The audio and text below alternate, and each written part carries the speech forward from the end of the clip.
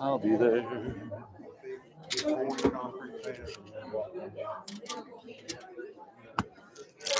And the glory of the resurrection. Alicia got a similar theme going on. That's her favorite Christmas pattern is the black and red squares. Hey, Bubba. Go Georgia.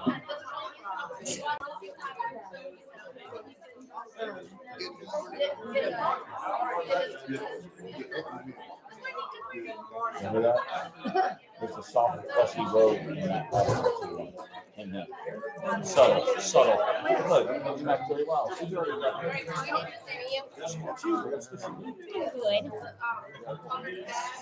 They got memes where people are. Oh, I'm looking at your boots, honey. They get the wrapping paper out, wrapping my wife's Christmas present, and just rolling myself up in the wrapping paper. I mean, I'm trying to come up with what the Carol is, but I mean, you already got me. A guy, every guy needs another gun.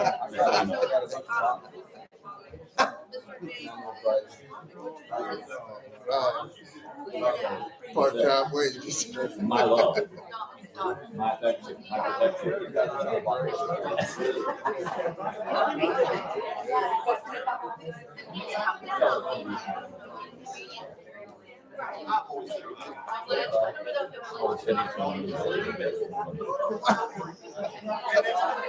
You hear that? Uh-huh. Go look at it.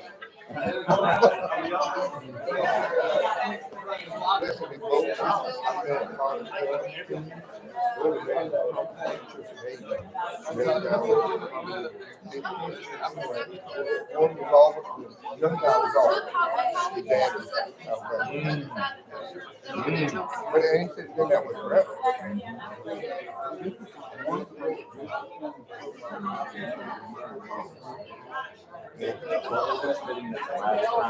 We're doing 14.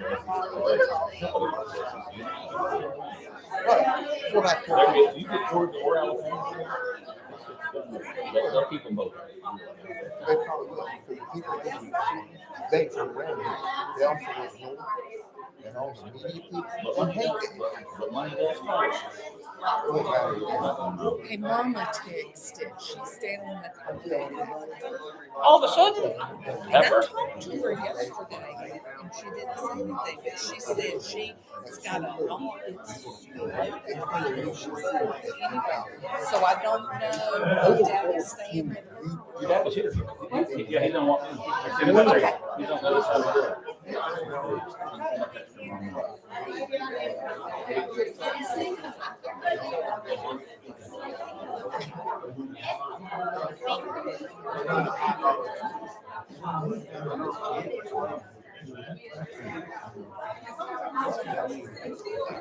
But I'm gonna say this.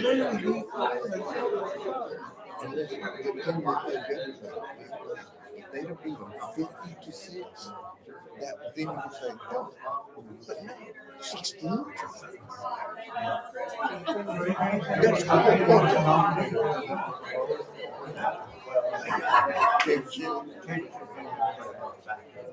That's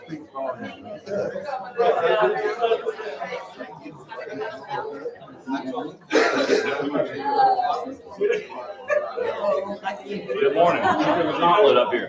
How you doing?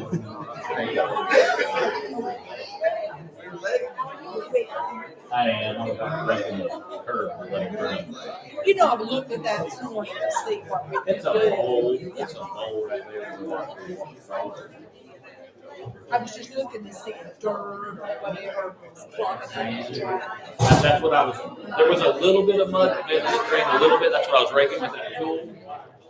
And I was making sure that the thing is it's nothing but mold. You're better off jumping the curve than walking across the road.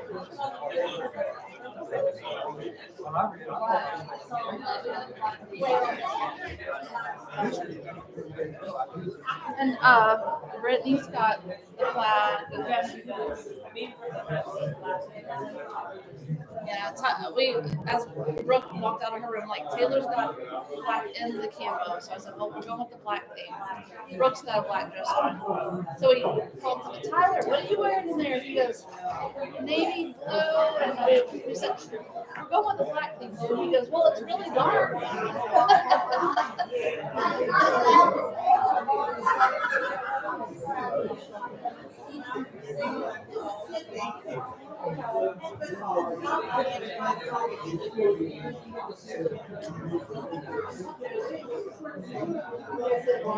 That was like old school state defense.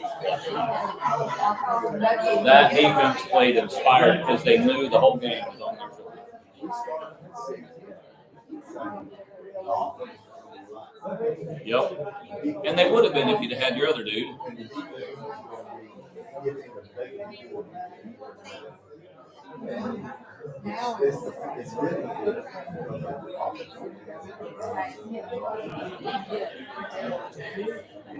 Who's that? I don't know who that is. Is that defender?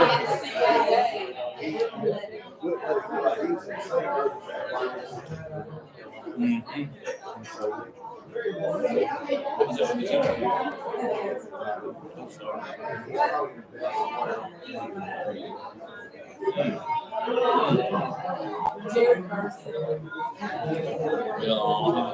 Turn him loose.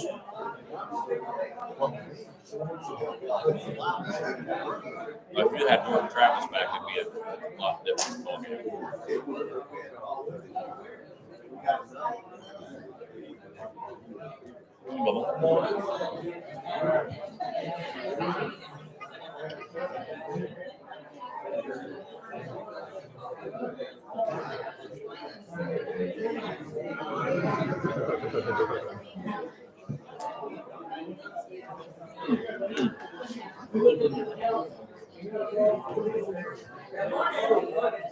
Give me an hour to quit. Give me an hour to quit.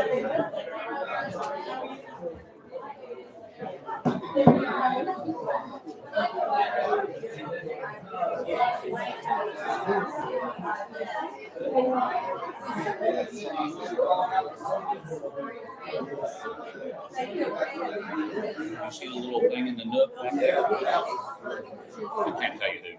I love it. Who?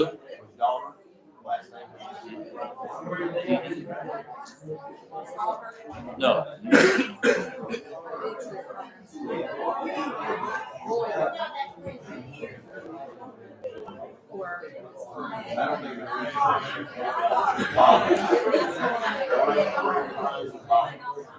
Who?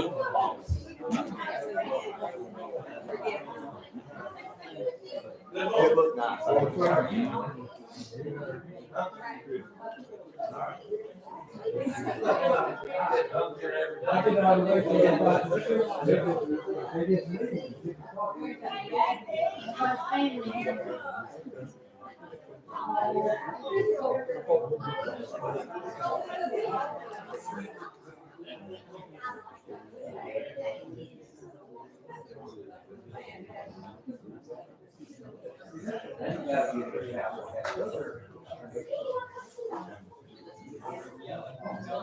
Oh, he got his haircut.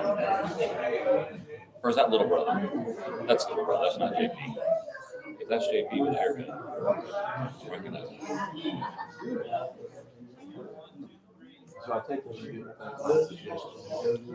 No, it's probably going to happen, but in a different way. I think I'm going to do it on Wednesday night.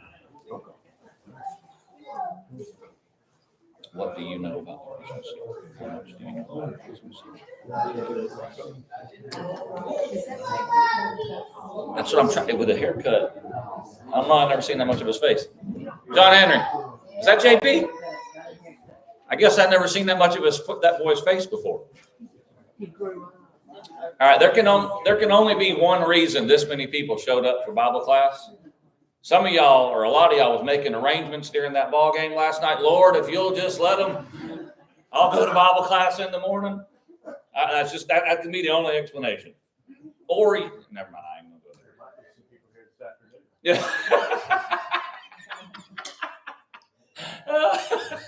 That's pretty good.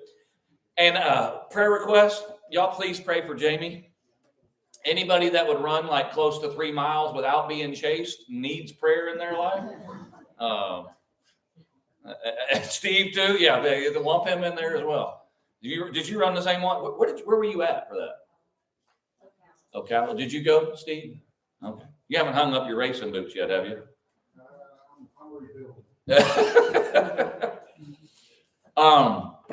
Janet, I'll tell you what I texted Janet this morning. Morning announcement. Janet is a pain in the back. Oh wait, I mean she has a pain in her back. Is what I texted her. So remember her this morning. She's been with him for a long time. Is it? Do I now? She's lived with him a long time. Taking shots. You want to shoot back? No, he ain't wrong. What do we need to make mention of though before we get rolling this morning? My daughter asked for you to pray. Okay, absolutely. We can do that. Anything in particular or just in general? Okay. Yeah, all right. All right, we can do that. What else we got rolling this morning? Let's remember our expected mothers. Expectant mothers, I say right on the verge. Yes, ma'am, Miss Barbara? I have a scan on the 8th, which is next Friday. Okay, And I just like y'all to pray that it's clear. That's right. please. Thank you. We can do that for sure. Proud to. Yep. Please remember my sister Debbie in your prayers. She's got a word philosophy bag. Oh, stars. And we're looking for a nursing home for her because she's not gonna be able to go back. I knew that, right. Facility she was in. So pray that God will have his hand in that too. And opening the right door. Good place. Right. 10-4. What's her last name? What is Miss Debbie's last name? Or Parker. That's what I was thinking. Any praises you want to share? I got up this morning. I was going to wait and see if he's going to thank him for the rain. Because properly thank him and let's move on. You know what I mean? You gotta say, woods will be wet, right, Mr. Bill? Really wet. You have your 4-wheel drive working in your pickup truck? Yeah. Feeling better? Sound better? Feel better. All right. Better? Mm. Well, after you went to the doctor finally. I'm at you. Aren't you kind of down too? Oh, me. Look at you. Yeah, you want to throw her back under the bus too? All right. It's all his fault. It is. Yeah. Absolutely. You know, her anxiety and nauseous was probably just being anxious over his condition. And once he got well, then she could get well. He just went to the doctor like she told him. Then she would have never been sick in the first place. Yeah, I can see that. I can see that. Glad y'all all understand. We got you. We got you. All right. Anything else before we get rolling this morning? Chandler, can I pick on you? You mind kicking us off this morning?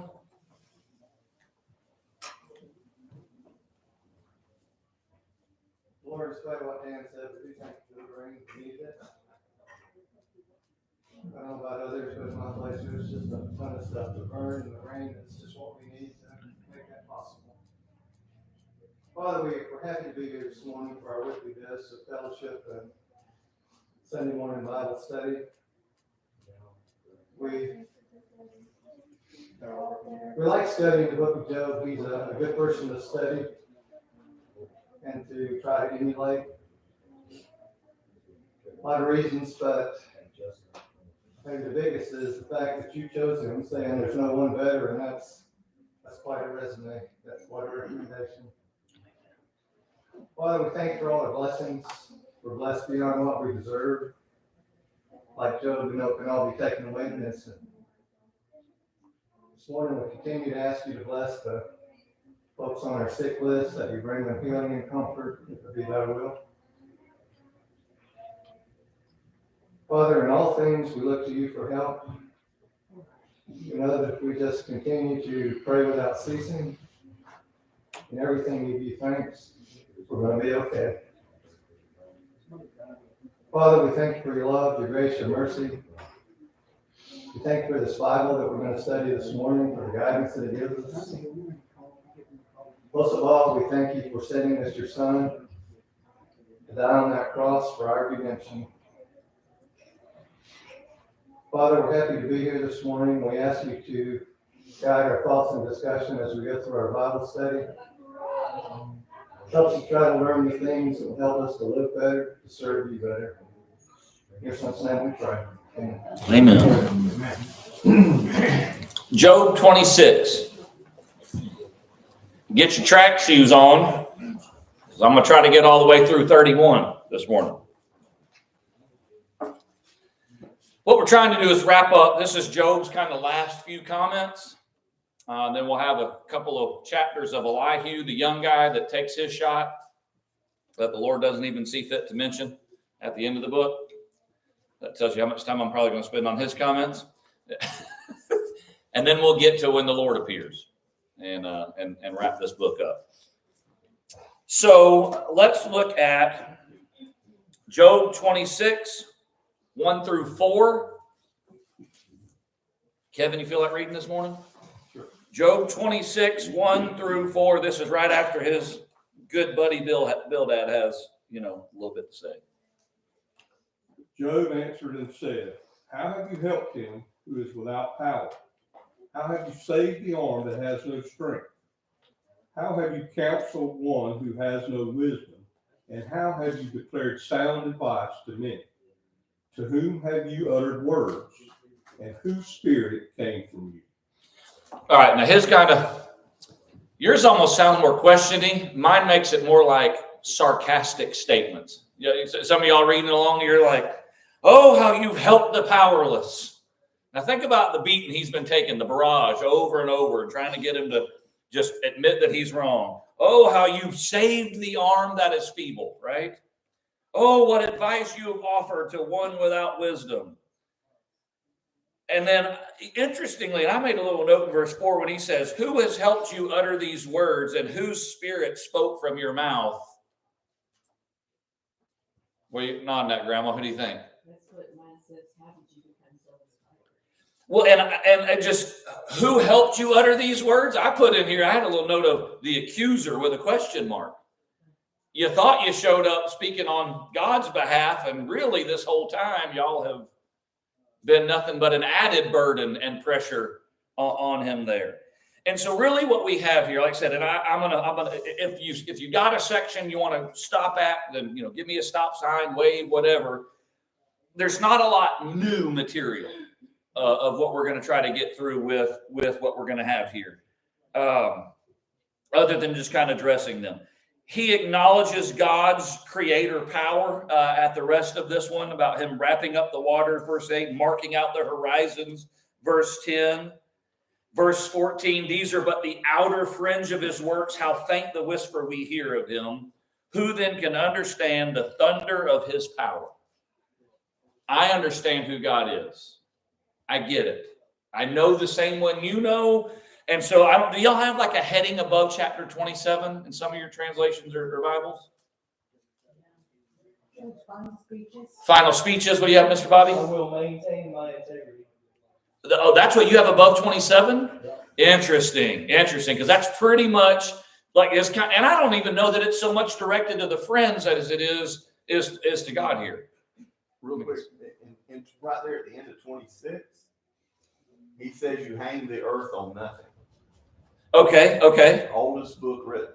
Right. Well, kind of the early signs of creation. Does it mention anything about being flat there? I'm kidding. He sits above the sphere and some other things. All right. I know who God is. I respect who his power is. And so as we come into 27, we'll read. Let's do 1 through 6. 27, 1 through 6. Joel, you feel like reading? Job continued speaking. I vow by the living God, who has taken away my rights, by the Almighty, who has embittered my soul. As long as I live, while I have breath from God, my lips will speak no evil, and my tongue will speak no lies. I will never concede that you are right. I will defend my integrity until I die. I will maintain my innocence without wavering. My conscience is clear for as long as I live. May my enemy be punished like the wicked, my adversary like those who do evil. What do you make of that statement?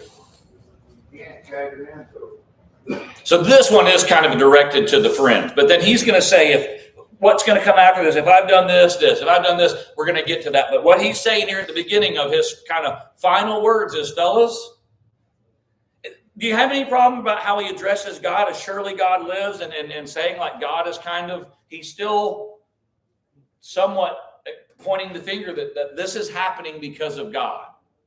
This is somewhat under the umbrella of God's authority, and I don't understand why. What I do hold, and I don't understand that, but what I do know is I didn't do anything wrong. Again, we've talked about this 1,000 times. He's not saying perfect. He's not saying he's never sinned. He's saying he's not done anything to merit this particular trial. We'd all agree with that?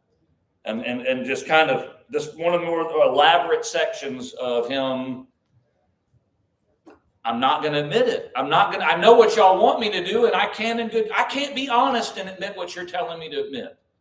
And if that's all it was just admitting it, but that wouldn't be right, because I don't acknowledge that. Verse 11, he says, I will teach you about the power of God, the ways of the Almighty I will not conceal. Verse 13, here is the fate God allots to the wicked. And there's going to be, a lot that comes after this that, again, not really new material from the book. And here's the note that I put next to 13 as he says, here's the fate God allots to the wicked. The note I put is, fellas, I agree with you on the fate of the wicked. I just don't agree that I'm one of them. And so what he articulates here is not a lot new material from things they have said and he's already said earlier. Like, I understand what's going to happen. I understand the fate of the wicked, about their children and the sword, verse 14. I understand terrors, verse 20. I understand, verse 21, the east wind carries him off and he's gone. I understand God and what happens to the wicked. I just don't think I'm one of them. It's kind of where I would summarize that chapter. Anything about that or whatever before I kind of move on to 28 with that bit? My heading says groundless hope. Groundless hope. Okay. What do you have above 28? A hymn to God's wisdom. A hymn. Ooh, interesting. Remember, a lot of this is poetry, so that's interesting that you've got it as more of a song. Anybody else? Where is wisdom? That's going to really come into play when you see how this shakes out. Anybody else? Job tells of earth's treasures. All right, let's mix all of that together. Where is wisdom found?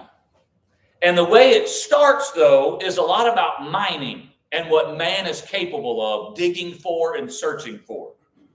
Verse 1 of chapter 20. There's a mine for silver.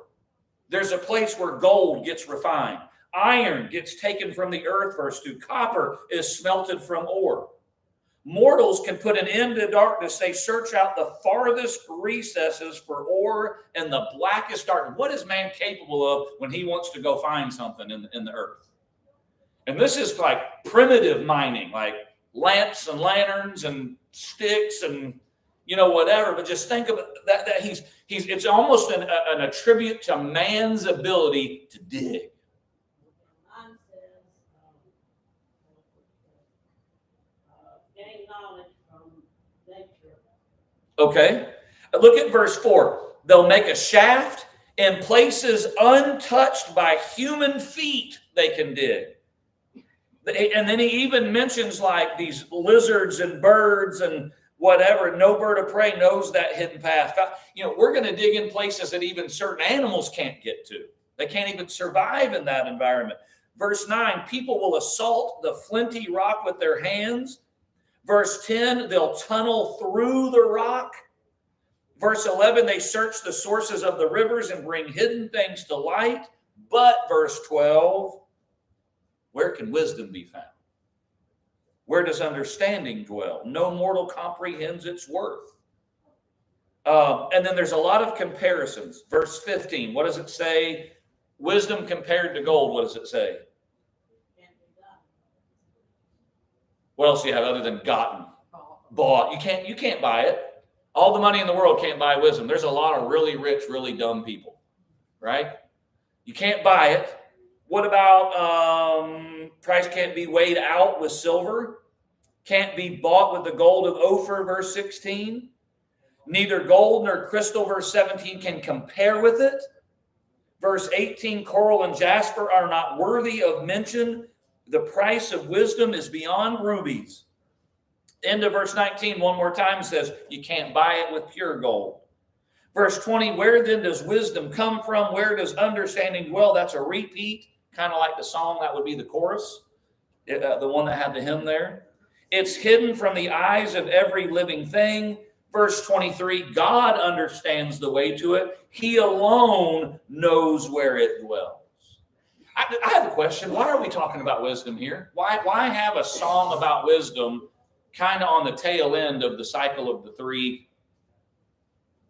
times the friends go round and round? What do you think about why are we all of a sudden singing about wisdom here? I think this is spiritual. Okay. Instead of, just like us, nothing is worth anything except our spirit. Okay. And God, our soul, where our soul goes.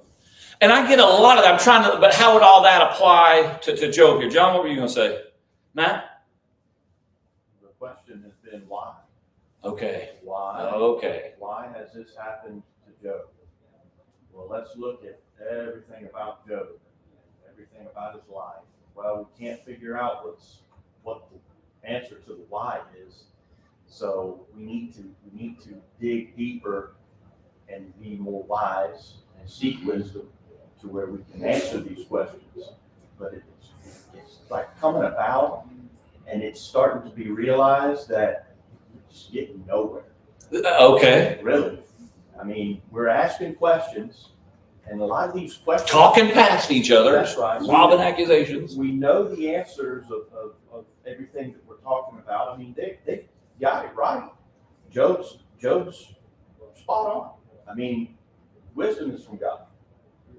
But these people that are surrounding me and talking to me, they have no idea. And he's pointing out where the source of wisdom is. They are appealing to experience, okay, and observations to make their arguments. Haven't they also, though, at times, though, and I know the young gentleman's going to do that, haven't they've appealed to God's wisdom as well, though, have they? I mean, it's been a theological, I don't know, like you said, trial, for lack of a better term. It's always tinged with what we observe. Well, in my experience, this, and doesn't even the ancestors, or doesn't time tell this story? Hasn't history borne this out? And then now here we are. I don't have an exact name. Go ahead, Joe. I think it's expressed pretty well over in the New Testament. If you look at wisdom of the earth, the man is earthy, but wisdom comes from above. It's something that cannot be taken away. That's right. It's like a woman to seek in Proverbs. And, who can find her? Wes? The answer to your question, I think, is in 28. Okay. Fear of the Lord. Mm-hmm. That is wisdom. And these three guys, they don't seem to show a lot of that. Well, and the very end of 28, the fear of the Lord, that is wisdom, and to shun evil's understanding, fellows. I did. I have. Yes, I have. I understand the beginning of wisdom is the fear of the Lord. I have it. I have the fear of the Lord. And that's, kind of interjected in my mind is kind of the way you worded it is a lot of, I don't understand why.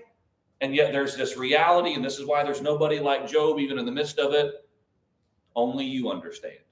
And that's the refrain that gets repeated twice is, who alone but you understands this? All right, his final defense. Is that what you kind of have above chapter 29? Something along that lines? Last ditch effort. And I don't know, is this to the friends? Or is this kind of like spoken aloud for God to hear? You know what I mean? And you tell me what you think. Let's read 1 through... all of it. Let's at least do 1 through 16. 1 through 16. Do you want to do 1 through 8? And then Carol, you do 9 through 16? All right. Job continued his discourse. How I long for the months gone by, for the days when God watched over me, when his lamp shone on my head, and by his light I walked through darkness. Oh, for the days when I was in my prime, when God's intimate friendship blessed my house, when the Almighty was still with me and my children were around me, when my path was drenched with cream and the rock poured out from me streams of olive oil. When I went to the gate of the city and took my seat in the public square, the young men saw me and stepped aside, and the old men rose to their feet. The princes refrained from talking and put their hand on the mouth. The voice of nobles was hushed, and their tongue stuck to the roof of their mouth. When the ear heard, then it blessed me, and when the eye saw, then it approved me. Because I delivered the poor who cried out, the fatherless, and the one who had no helper. The blessing of a perishing man came upon me, and I caused the widow's heart to sing for joy. I put on righteousness, and it clothed me. My justice was like a robe and a turban. I was eyes to the blind, and I was feet to the lame. I was a father to the poor, and I searched out the case that I did not know. Bragging? What's he doing here? What's the point? Hang on just a second. I had a hand raised here. Before 29, mine says, Job remembers his happy past. Ooh, okay. And there is some kind of, is there any verse of what we read, and especially the first reading, that really grabbed a hold of you? Did verse 6 get a hold of you at all? Read your verse 6 again, Miss Yvonne. Verse 5. Verse 5. When the Almighty was still with me and my children were around me. And John, that's kind of been your point, is he's feeling the separation. Where is God? We had it, and now I don't feel it. And one of my notes that I put in this is, Job, he's always been with you. He never left. Now, you don't feel his presence right now because there's trial and it's got an intended result. But Job, he is never. He's actually right now in heaven above, very interestedly watching and a part of what's going on here.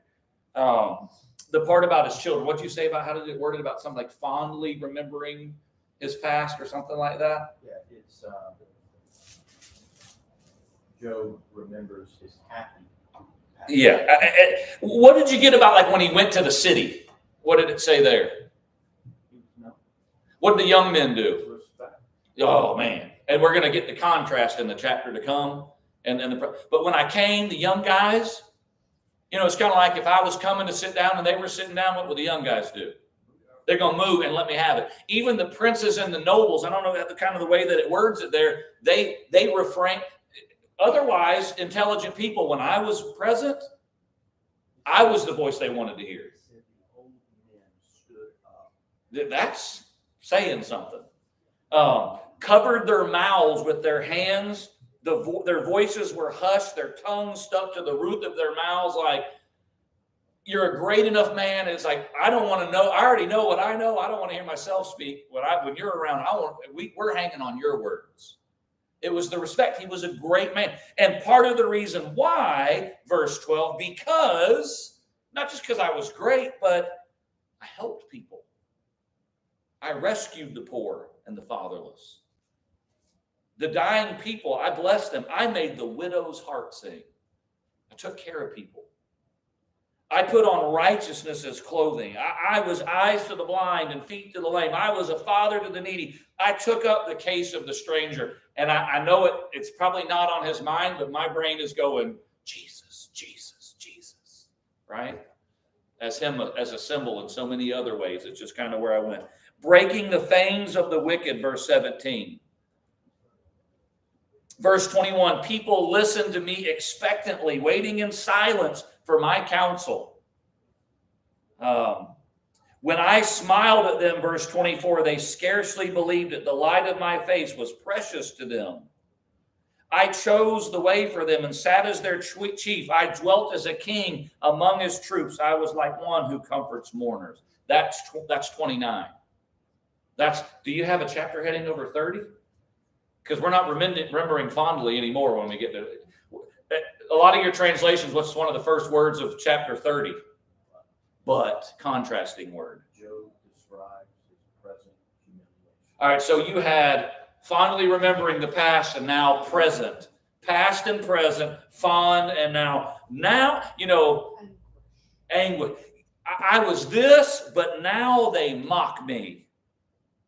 Men younger than I. And this is where I think, that's why I think this is a setup for the young man to come.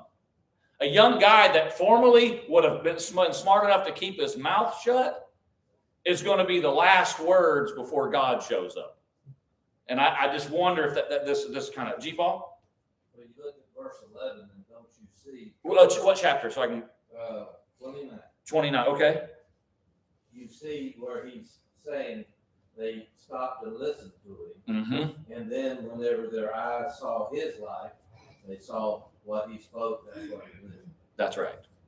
And it's now these friends of his have forgotten all this, making all the accusations. Y'all remember there were different times like, you must have done this wrong. I know that you didn't get rich without doing this to the fatherless and this to the orphan and this to the. I mean, they're lobbing these things here. Now they mock me, men younger than me, whose fathers I would have disdained to put with my sheepdogs. What does that mean? Verse 1. Well, if you were to put that in Taylor County speak, what was he saying? The sons of fathers and the fathers who aren't even worthy of riding in my dog box are now making fun of me. The word cur comes into mind. Run, you cur. In my mind here. Verse 9, now those young men mock me in song. I've become a byword among them. They detest me and keep their distance. They don't hesitate to spit in my face. Now that God has unstrung my bow and afflicted me, they throw off restraint in my presence. You got a people attacking from the right, from the left, people saying in verse 13, no one can help him. Again, I'm thinking of Jesus on the cross. God has forsaken him and nobody can help this fellow out. Verse 15, terrors overwhelm me. My dignity is driven away. In what way would that be true? Why would you say his dignity has been driven away? Where's he sitting? Sores and boils and sitting in the ashes. And if you've got sores and boils, are you probably wanting to wear clothes? You know, you don't want them sticking and all that and tearing. And You ever had shingles, you'll know exactly what Job was going through. That's a painful thing. that's it. The difference from where he sat at the gate To now. to now. He's not going back to the gate right now. He almost acknowledged himself as a king right there at the end. I was a chief. I dwelt as a king. And now I'm sitting on an ash heap. Verse 16, now my life ebbs away. Days of suffering grip me. Night pierces my bones. My gnawing pains never rest. Why does he mention night there? Is it? I'm curious. Is it universal that if you start hurting around 5 o'clock, why is it we hurt? Anybody like that where you hurt worse at nighttime? Sitting there, sleep, and You want to sleep. That's the only thing that's hurting you, and you dwell on that. And that's what is it? You know, he's talked about rest he's mentioned that before. I can't rest. I can't. How well can you rest when you're sitting in this kind of gnawing pains never rest? I don't know. Does anybody else's translation have different at the end of verse 17? Pretty close to that. Verse 19, you see in 18, he says, in his great power, God, he mentioned in the last chapter that he wore righteousness and justice like clothing. Now God is like clothing. He binds me like the neck of my garment and throws me in the mud. I was clothed in righteousness. Well, now I'm wearing God, and it's not a comfortable blanket. I am reduced into verse 19 to dust and ashes. And here's the key, John Henry, I'm thinking of you 20. I cry out to you, God, but... Huh? You don't think you hear me. I stand up, but you merely look at me. You turn on me ruthlessly with the might of your hand. You attack me. You snatch me up and drive me before the wind. You toss me about in the storm. And I know you will bring me down to death, to the place appointed for all the living. And then 24, I'm curious how your translations read here. Surely no one lays a hand on a broken man when he cries for help in his distress. Have I not wept for those in trouble? Has my soul not... 24, No one lays a hand on a broken man when he cries for help in his distress. How would you word that? It's poetry, so. People get left alone when they're hurt. You know, when you can tell a guy is like bad off, folks, you don't typically make fun of kicking when it's down.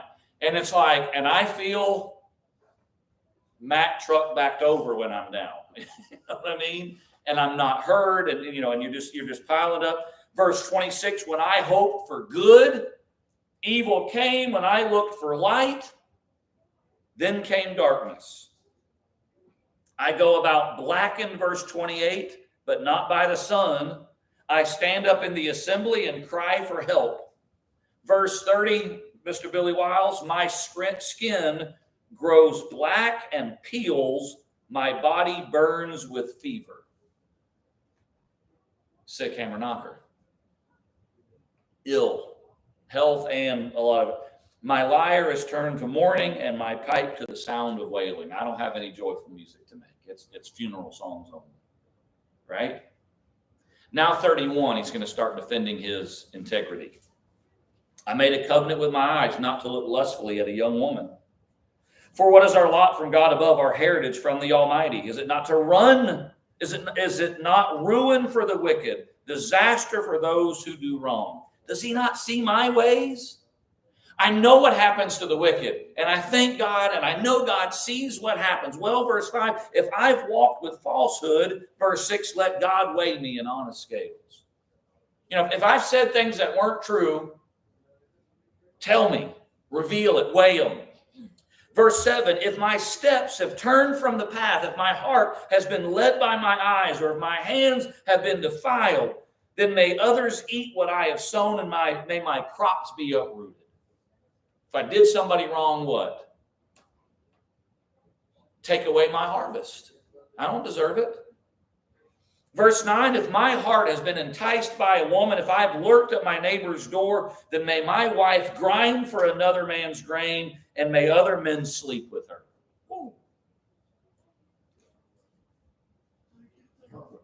Because let me tell you, my wife grinding for another guy and other people, that ain't happening. But why is it a powerful statement? Well, you said confident, Wes. Speak to it. Because he feels like he's always done something. Look, if I even thought about cheating on my wife or messing with another woman, then I'm confident enough that I know I haven't done that if that's true, then this happened to my wife. Well, no reasonable man is going to say that. But what's he defending? His integrity. Verse 13. If I've denied justice to any of my servants, male or female, when they had a grievance against me, what will I do when God confronts me? What will I answer when called to account? Did he who made me in the womb not also make them? Did not the same one form us both within our mothers? What's he saying there? And because what did he understand? Why did he treat his servants the way that he treated them in a good way? We're equal. We came from the same. If I have denied, verse 16, the desires of the poor, or let the eyes of the widow grow weary, if I've kept my bread to myself, not sharing it with the fatherless, if I have, verse 19, seen anyone perishing for lack of clothing, or the needy without garments, and their hearts did not bless me for warming them with the fleece from my sheep. Verse 21, if I have raised my hand against the fatherless, knowing that I had influence in court, then let my arm fall from the shoulder, let it be broken off at the joint. If I could word it this way, if I didn't lift a finger to help people, then rip my arm off. There's a couple little things there, but just about having influence in the court. When you've got to more God has given, more is expected. And if you operate in circles where you could influence people for good and you're not doing it, if you didn't lift a finger, rip my arm off, break it off at the joint. You want to know why he was motivated by that? And this goes back to where the beginning of wisdom is, verse 23. Why did I act this way? Verse 24, I dreaded destruction from God, and for fear of his splendor, I could not do such things. The fear of the Lord is the beginning of wisdom, and I had it. I get it. That's why I've conducted myself the way I've conducted. Well, how about verse 24? If I put my trust in gold or said to pure gold, you are my security, what's he saying here? Now what are we going to talk about? If I thought my money could save me, if I, verse 25, rejoiced over my great wealth, the fortune my hands had gained, so that, verse 27, my heart was secretly enticed, and my hand offered them a kiss of homage, then these also would be sins to be judged, for I would have been unfaithful to God on high. If I said stuff like, look what I did, look what I've made, aren't I great, and I trusted in my wealth, that would be a sin, and I'd be worthy of judgment. Verse 29, if I rejoiced at my enemy's misfortune, or gloated over the trouble that came to him, I have not allowed my mouth to sin by invoking a curse against their life. Now what's he saying? Yep. I love my enemies. Pray for those who despitefully use you. Man, do y'all get why God says there's not a fellow like him? And remember, he feels the confidence to say this because he's that confident in his relationship with God and his record of conduct. Again, not in a bragging way, but in a, I know who I am and I know whose I was. It's kind of like the one hope that he had all along is not before and not during the trial. If those of my household have never said, verse 31, who has not been filled with Job's meat? No stranger had to spend the night in the street, verse 32. For my door was always open to the traveler. If I have concealed my sin as people do by hiding my guilt in my heart, because I so feared the crowd and so dreaded the contempt of the clans that I kept silent and would not go outside. Just a couple of little phrases there. My door was always open. I love that. As long as I was around, people had help. I love that about, I didn't do what I did, and I didn't make concessions because I feared the crowd or was afraid of what other people might think. That's powerful. Anybody else want to try that one on for size and think we could do better in that area? Lord, it didn't matter I was going to do right regardless of what other people thought. I was going to speak truth if that's what needed to be spoken. I'm going to live. Verse 35, oh, that I had what? Someone here. What's his rub? God, I'm talking, I'm praying, I'm doing everything I did before, and where are you? I sign, you have something along the lines of middle of verse 35, I sign now my defense, let the Almighty answer me, let my accuser put his indictment in writing. Now, interestingly, I don't know how he thinks. Do you think he's got Almighty and accuser as the same person here, that God is the accuser? I don't know what he's thinking, but my knowledge of chapter 1 and 2 is like, I've got Almighty, my defense is before you, and Satan, the accuser. I don't know. I'm probably reading way too much into this, but it's only because of our knowledge of chapter 1 and 2 that makes you kind of dig into that a little bit. But if they put it in writing, I'd wear it on my shoulder. I'd put it on like a crown. Verse 37, I'd give him an account of my every step. I would present it to him as to a ruler. John? Job sitting there this whole time, wondering where God is, learning where God is seeking, earnestly seeking. And the Lord just sitting there, just boasting, smiling, grinning. Man, strong. And God's confirming the words. He confirmed them in 1 and 2 before he even had to speak them. God knows what kind of man Job is. And you know what the rub is Job, I wonder if Job, God, have I done enough? Don't you know the kind of man that I've been? I don't understand the why, which ought to tell us something about, can bad things happen to good people? Is Job good people? And so it kind of put ourselves there. Kevin? You said earlier, Job knows he's done nothing to deserve what's happened to him. Ironically, his actions have caused it. Ooh, Because of the way he because of lived. his righteousness it And has. God knows the way that he lived and knows he can stand his trial, and that's why he's chosen. And that Bill has used the words of on trial. Job thinks he's on trial, and it's not. God's integrity is on trial from the accuser. The accuser's not accusing Job, he's accusing God of how everything operates. And the only reason why people are faithful is because you do everything for them, and questioning free will and why we have this arrangement. God is on trial, and Job is the one making God come through with flying colors. God is being glorified. Man, that's deep. He thinks it's because of wickedness. God, it's actually because of righteousness that this has come upon me. But neither Job nor the friends understand And that's a big the trial above. It's a huge message for us. Of When we have trials and we think, what did I do? Or why me? I mean, we could have got picked for the same reason.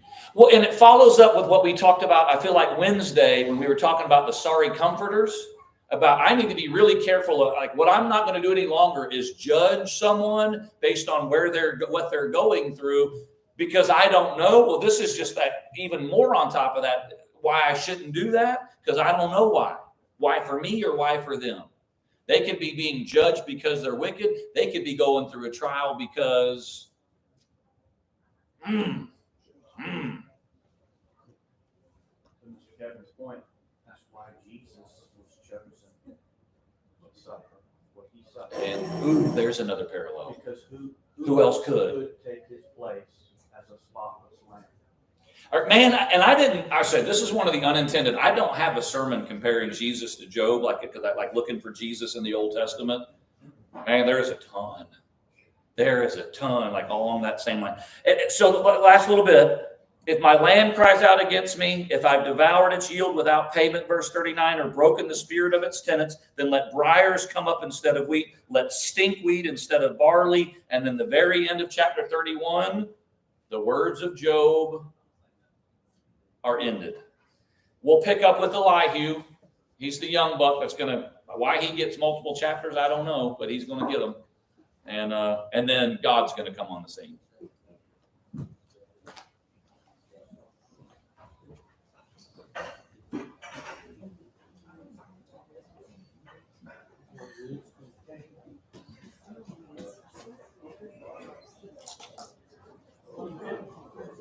I was trying to wake her up.